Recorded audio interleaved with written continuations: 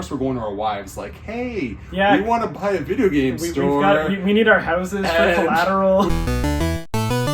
Hey, what's going on? It's Dave and Joe. What's going on, guys? Good job, Joe.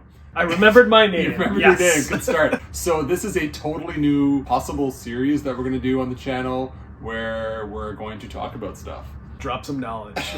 We actually, we own a small retro video game store in Ottawa, Ontario. So if this is your first time to the channel, thank you for watching. And we do videos based on the store, what it's like to own a store, life in a retro video game store.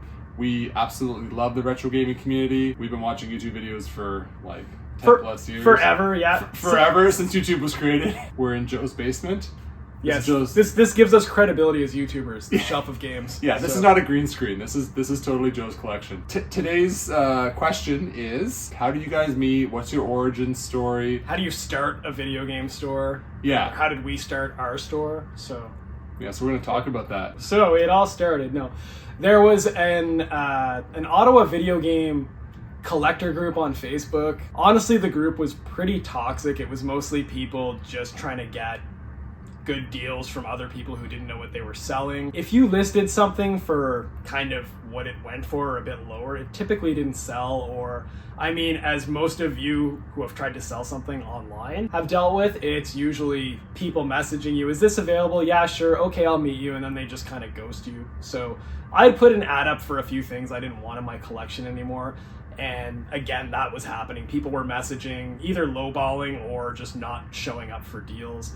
And then Dave here messaged me. He was looking for a few things. And we should mention this was like back in like 2016, 2017? Yeah, it was a long time ago. Yeah. Probably longer ago. Unfortunately, nobody lowballs and nobody does any of this anymore. No, it's totally gone. Yeah. Nobody does any of this. The internet has been fixed. Yes. So don't worry about it, guys. So this is like in the ancient past. Yeah. So Dave actually messaged me and said, I would like these 3 or 4 things. I'm good with your prices. Let's meet up. So we met at IKEA, I think. So You actually showed up. I gave you games, you gave me money, and like a transaction happened, and you weren't weird. So yeah. So and then there was a group you were part of where you would meet with a few other collectors. Hang on, we'll talk about that. I want to talk about one thing though. Yeah. So when I went to go meet Joe, I was buying a CIB copy of Killer Instinct. Killer Instinct. It was D-Force for the Super Nintendo, and I was like, that game sucks. He's gonna hate it. I think it was Eck the Cat. Eat the Cat. Eat the Cat. Sorry, Eck the Cat. Eat the Cat. And games that I don't think I have any of those in my collection anymore. Well, you thought you were gonna get all the games, right? But that was the play. Back then. I was everything. I need everything in my collection. I remember the prices were good. I messaged them. I'm like, hey. Can we meet up? I live near IKEA. Where do you live? And you're like, oh, I'm going to go to IKEA this weekend. I'm like, cool, I'll just meet you there. And I met him at the front, and he was there with his, fiance at the time. You guys weren't married yet. I said I'd be with a hot chick. Yeah, you were there with your hot chick at the time. And, we made the transaction, but, then we started totally nerding out, right? Yes. Because Joe's like, I'm like, oh, I'm going for a complete NES set. And, Joe's like, I'm going for a complete NES set. Which at the time, everybody was going for a complete NES set. Pretty much, yeah. That was the thing to do. But, then the next question you ask someone, I'm like, what do you have? And Joe's like, oh, I've got some rare games. I'm like, do you have Flintstones? And he's like, yeah. It's like, I was like, whoa, you got Flintstones. I actually did, too. I wasn't just trying to impress you. And back then, it was going for, I think, $400 or $500. Yeah. And, yep. I don't know, I probably asked you to buy it off you or something, and you were like, no. I'll give you $20. Yeah. So anyway, we nerded out on all that stuff, and, that was it. I think I got your information. Yeah, and then you messaged me about the group, I don't know how much longer. It didn't seem like that much longer. And we were part of another group after about that. This was a smaller sort of collector group where we literally just traded with a few guys, here and there. We would meet up at each other's houses, we'd bring our doubles and just trade. And we went with current, or at the time, current values. Right? Yeah, well, we would just line up kind of price charting prices, and then we rarely ever actually exchanged cash. It was usually like, oh, I'll take what you have and you take what I have. And if the values didn't line up, we really didn't care. We'd kind of make it up next time or whatever. Yeah, totally. So it was a fun group to be a part of, actually. So I invited you to that group. Yeah. Then you came. It was good. And then I don't remember the exact order because my memory is just not there anymore. But then I remember one day I'm garage sailing in Canada. That's the next thing. Yeah, that's the next thing? Okay, Yeah. I got this? Okay. Yeah. And so I'm garage sailing in Canada. Joe's garage sailing in Canada. The worst thing that can happen when you're garage sailing or yard sailing for video games is you ask them if they have video games and they say, oh, I just sold them all to someone else like 5 minutes ago. Yeah. So I was garage sailing Or in you Canada. see that person walking away. Yeah, you with a see garage someone walking sale away with a box of stuff and you're just like, ah! Yeah, we've all been that guy and been the guy We've been watching both, that yeah. guy, so it is what it is. But the people were just telling me, like, you know, like, oh yeah, we just sold them to this guy, and I noticed, like, I wasn't finding anything like I normally do. Now, I live in Canada, so someone decided to invade my territory. That's okay. So then I ran into Dave, and he had all of these games. And I think it was actually Crystal, my wife, who said, like, well, what are you doing in our area? I think she was just kidding, though. Yeah, she probably did. Yeah. But I think at that point, a lot of times it can be kind of like a toxic hobby where you would view that person as a rival and get upset. But I kind of just thought, okay, like, where have you been and where are you headed? Because Canada's pretty big. I can't do all of Canada even in the day, really. And Canada's a suburb of Ottawa, Yeah. right? And there's a lot of homes that are stuck together, a lot of family homes, so it's a good place to go garage sailing. Yeah. So basically my thought was not, oh, like, this sucks, this guy's in my area. It was kind of like, well, why don't we team up? You tell me where you're going, and then I'll go somewhere else, because if you find something I want and you already have it, then we can just work out a deal and make a trade. Not yet, though. Yeah. We were doing that. That's right. Yeah, right? that's right. Yeah. So then every other week we would go yard sailing. We would text each other and see what areas we were doing, so we wouldn't end up in the same spot following each other around. That's kind of how I remember. Yeah, it's because it's kind of like what's the point? You're just wasting your time, right? Like, if I get stuff, great, but you don't, you're wasting your time. And so, yeah, we started doing that for a bit, and then I truly don't remember how it started, but I remember at one point I asked you, I was like, what if you do one area of the city and I do one area? Yeah. And then we combine our stuff. Well, yeah, right? I think what happened was we made this deal at first where if we both go out, we'll combine it. And then I think we had one weekend where, like, you couldn't go and then I couldn't go, and then I would find stuff, you would find stuff, and then we were kind of like, hey, why don't we just team up and throw everything in a pot? We're both gonna go as often as we can. And that's kind of how we started accumulating our stuff. That's how it started. Like, we both were basically like, okay, well, we're gonna do different areas of the city, we're gonna garage sale, and then we're gonna come together and we're gonna, like, you know, trade with each other. But basically it would be like, I can take whatever you got, you can take whatever I got. Yeah, and then all the doubles just went in a pile. It went in a pile, which we didn't know at the time would become like a future sort of like endeavor where we would sell. Yeah, I'm really fuzzy on how we started selling. All I remember is I saw an event called the Geek Garage Sale. Well, we had went to one together to buy stuff before, so we knew about it. I remember going to one and being, and so like, we did know about it, and then we decided to, like, hey, we got enough stuff. Let's go get a table now. I think we have a picture of us pricing games in your basement. We were kind of like, oh yeah, we'll just wait till the day before and then we'll try and price everything. And then we had no idea. Like, we had no idea what we had so much stuff. And this is like from Joe and I. Really, here's the thing, okay? And, like, you know, Joe and I know each other maybe about a year at this point, and, like, he was garage selling, and, like, when he was garage selling, I'm like, I got a garage sale, I gotta get more than him. And so, like, one weekend he would get more than me, and then one weekend I would get more than him.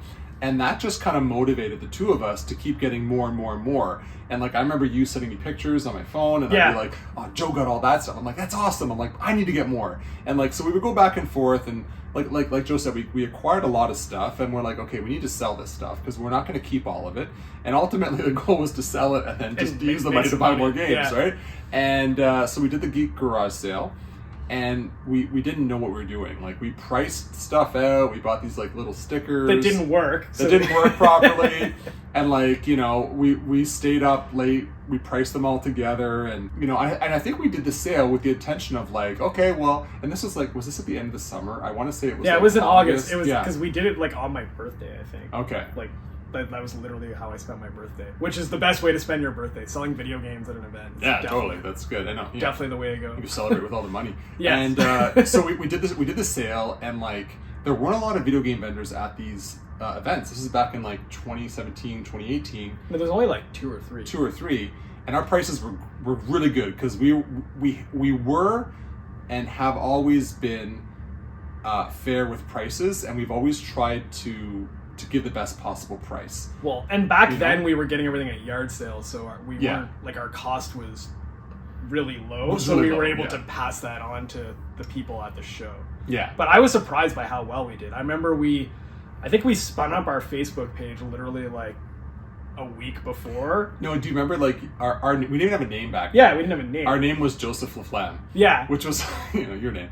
And it was like, our name was basically your name. Yeah, because I e-transferred for the table. Yeah. So they just put my name on it. And we just had no idea how much we were going to make. We didn't know, but we're like, look, we'll do the show, we'll sell everything, and we'll be done. And then you go your way, I'll go my way. I'll see you garage selling next year. Yeah. That was going to kind of be the idea.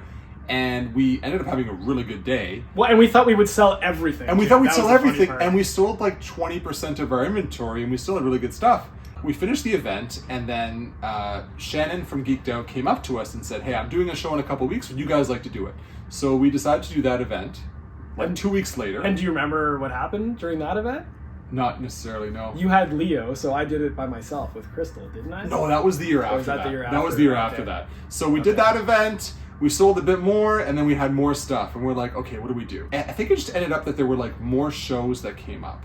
And so we kept our inventory, we kept buying stuff, and we kept doing shows. Well, it was Geek Market, basically. There was 2 Geek Markets every year. There was a spring and a fall. Yeah. And then there was 1 or 2 Geek Garage Sales. So there was 4 events. There was 2 Garage Sales and 2 Geek Markets every year. And somehow we were able to do these events, make, pretty good money, and then still, replenish our stock. And the main way we replenished our stock was what, most people do, which is like, we were on Kijiji, we were on Facebook. I think you used Ottawa at the time as well. Yard sales. And yard sales. And we became known at the events as the people to go to sell stuff to. So there'd be other vendors who were selling other things, and maybe they had a few video games. Yeah. And a lot of them would just come to us because we kind of got the reputation of, we didn't overcharge for our stuff, and we would pay fair if you were trying to sell us stuff. So we just had people coming to us at the events too, which was good and bad. We'd sell a bunch of stuff and then buy a bunch of stuff. So Like we were both pretty heavy into collecting back then, so like a lot of the money we made was that. So I mean, we did that for a few years, and then I remember Joe one day calling me, and I was at like Toys R Us or Babies R Us buying something for Maya, and he's like, hey, I have like, you remember you called me about like you had a conversation with Peter. Yeah, so there was a vendor at the flea market that we're now in. So Dave and I were both regular customers basically of the store that we now own. We basically shop there quite often. So there was this guy named Peter he owns a really big store in Belleville called P Market, which is probably the best video game store in Ontario. And he would sell at the flea market outside of Ottawa, where we are now. He would sell there every Sunday. So he would do his full-time job in Belleville and then drive to Ottawa every Sunday, work and drive back. So he kind of had I would call it his B stock. Like he had good stuff, but it was his B stock really. Yeah. Like his store in Belleville was where all his really good stuff was. It's not the biggest store too. Exactly. So he wasn't able to bring like, Yeah. So he would stock that store and work it every Sunday. And he had mentioned that he was kind of sick of doing that. It was taking its toll on him, basically, the drive every Sunday. He had a family. He has a couple of kids. And like, at this point, I had known Peter for like maybe 8 years. And we had been shopping for maybe 9 or 10 years. Like we've been shopping there forever. Like when I started collecting, he was the guy that I went to. Because like, there were really only a few places to go in Ottawa, and that the flea market had the best prices, and for what Joe and I were looking for, I'd say the best selection at the time. Yeah, for sure. Yeah. So he mentioned that he had noticed. He had seen Dave and I on Facebook. He said, "Oh, like I see you're into selling stuff. Do you like doing that?" And I said, "Well, yeah. Like it's a lot of fun. It's a good way to make money to help collect without spending family money, so I can don't have to feel too guilty about it." And then he had mentioned that he was thinking of getting out of his location at the flea market, and kind of said, if you're interested, let me know. And the funny thing is, if it was just me by myself, it would have been too much of an undertaking. I would have just said thanks, but no thanks. But I'd let Dave know about it, and he was kind of like, let's go do it. You called me, and I was like about to go into Babies R Us, and I was like, and you were like, hey, like, and you told me the story, and I couldn't believe it. And like, I swear, within seconds, I'm like, yes, we're doing this. I was like, okay. We're going to buy the store. We have a ton of inventory, and we're going to do this. We're going to buy this business. And then that was in May. And then 2 months later, we purchased it. Yeah. And we should probably talk about the fact that the store was pretty empty. He had been kind of letting the inventory dwindle down. And so he kind of gave me a price of what he thought. Basically, he was going to sell us the inventory at a fraction of the retail I would price. say a fraction. He sold it to us like he sold it to us, I don't know if it was a fraction, but what would you say? Well, he said it would be basically half of what was there. Yeah. And when he gave me the number, I was kind of like, okay, yeah, that makes sense based on what's here. Yeah. So we actually had to go spin up a business and go get a bank loan for this because we didn't have the money out of nowhere around. we're at TD Bank getting a loan to purchase. I think you wore like a fancy outfit. Like we had dress shirts on and everything. We shaved, and it was the weirdest thing, right? Because so it's May, and we've been Peter's like, hey, I'm thinking of selling the store. Would you guys like to buy it? I know you're doing these shows, these Comic-Con type events. And he approached us and asked us, and we're like, yes, but we had no idea. So we had to go to TD Bank. We had to get a loan. We eventually got our business number, GST number, and all that stuff. But we had to get a very significant loan in order to buy this. Of course, we're going to our wives like, hey, we want to buy a video game store. We need our houses for collateral. We need that, and we had to go into our personal savings as well. I remember that. Like, I'm not going to talk about how much it was, obviously, but it was a significant amount that we couldn't just cover it with our savings alone. But I think we should talk about how we thought we were going to be buying a certain amount of inventory. Yeah. And then me being the accountant, I said, let's go get approved for a bit more just in case. Yeah. The number went from here to and then a month later it was like here. Yeah. And really it came out of nowhere because we're like, okay, we're gonna buy the store at this number, and then all of a sudden it's here, and then the store is just Peter's packing things in front of the display cases, too thick, and then absolutely everywhere. And if you were at the store the year that we bought it, what year did we buy it? 2019, 2018. 2017, 2018. It's been 6 years. It'll be 7 years. It was, July. and I took a few pictures. I regret not taking more, but we're talking the whole store was just packed. Everywhere was packed. Because he was throwing as much of it in so he could sell it to us. Exactly. And we would have no choice but to pay the price. Yeah, which I don't actually begrudge him for that. He was and the other thing too, though, is it worked out well because it kind of set us up with a lot of inventory going forward. Yeah. So. And you'll still see that inventory. Yeah. If you see a blue or red sticker, it's still a game from 6 years ago. From 6 years ago. Most of those are gone though. But they're pretty much all gone. Yeah. But yeah, so we basically had to go back to the bank and try and get more money. They said no. So then again, it was back to the wives to throw some savings in there.